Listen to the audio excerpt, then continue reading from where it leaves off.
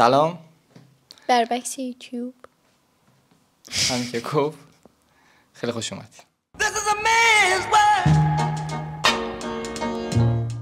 داستان چی هستن؟ اسم برنامه چیه؟ میخوای چی کار بکنی؟ برنامه اپیزود 1.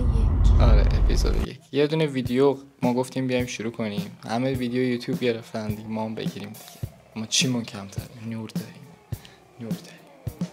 آره من یه سری تجربه ها اینا هیچون افتخار نیست و خوشحال نیستم، ولی خب دیگه تجربه است دیگه. صرفاً به خاطر اون درسایی که ازش گرفتی. آره صرفاً درس دیگه. حالا یه چند تا قسمت رو میخوایم به زندگی و احساسات و روابط عاطفی مختص بدیم. آره در نظر گرفتیم.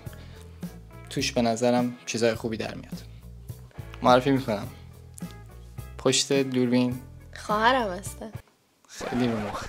بابا بعد از تلاش های زیاد تو حرف قرار نیست بزنی، قرار من صحبت کنم. سری سوالاتو بپرس من جواب. اولین ریلیشنشیپی که داشتی کی بود؟ قبل از دومی.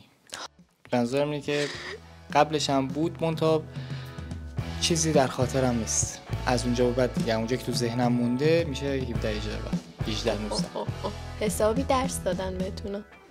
خب تو قرار نیست زیاد مزه بذاری. اینا ما به ترتیب ننوشتم، هرچی به ذهن آمد نوشتم. دیگه نسل جدیدن. آها دومیش این بود که چند وقت طول کشید اصلا؟ 1 سال. کمتر از 1 سال. 1 سال اینا. احتمال کمتر هست ولی بیشتر نیست. چه چالنجایی واسط داشت؟ فارسی بگو دیگه. چالنج، ریلیشنشیپ. چه چالش هایی؟ چه چالش هایی واسط تا دلت بخواد. ببین خب اولشه دیگه. اولش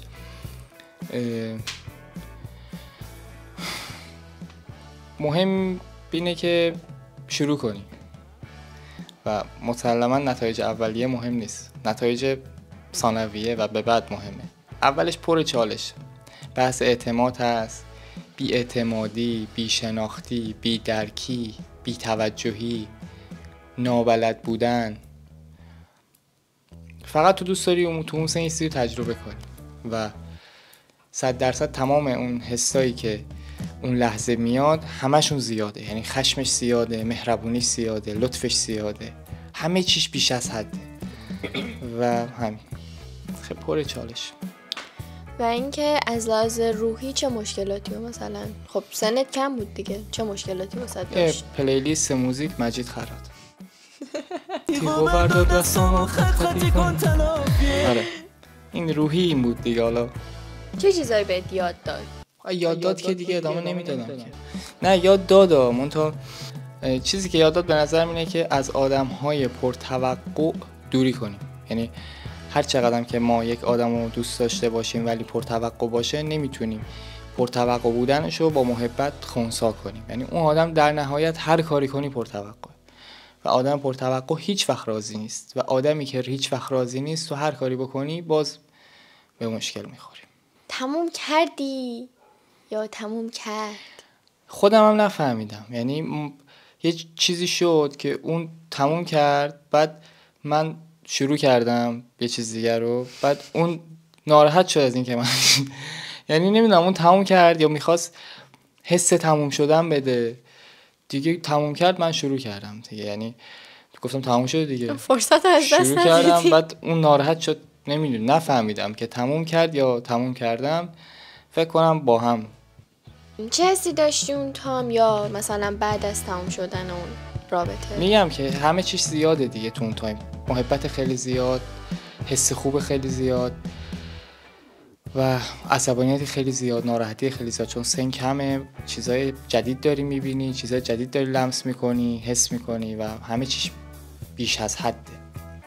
بعد منم کلا موقع اینطوری بودم که نه ماشین داشتم نه هیچی نداشتم، استقلال مالی ضعیف، ولی خب دیگه مثلا کادو میگرفتم فلان قدر، مثلا ماشین VIP میگرفتم برو کل شهر رو بگرد بیا. اینا رو من یادم اینطوری یعنی نداشتم، ولی میگن یا جوری را برو که برات مهم نباشه شاه کیه یا مثل یه شاهراه این طوری باشه.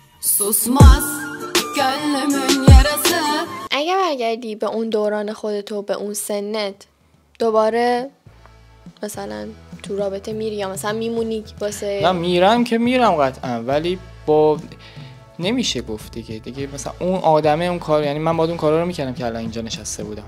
اگه اون کار نمیکردم اینجا نبودم. خب پس یه چیز دیگه میپرسم، اگه برگردی به اون تایمه چه چیزی رو تغییر میدی یا درستش میکنی؟ سر این موضوع هیچ. آره ولی ادامه داره این داستان، یعنی اینکه بعد چی شد که شروع شد و اون بعدی که شروع شد خودش احتمالاً تو قسمت بعدی حالا با هم صحبت کنیم.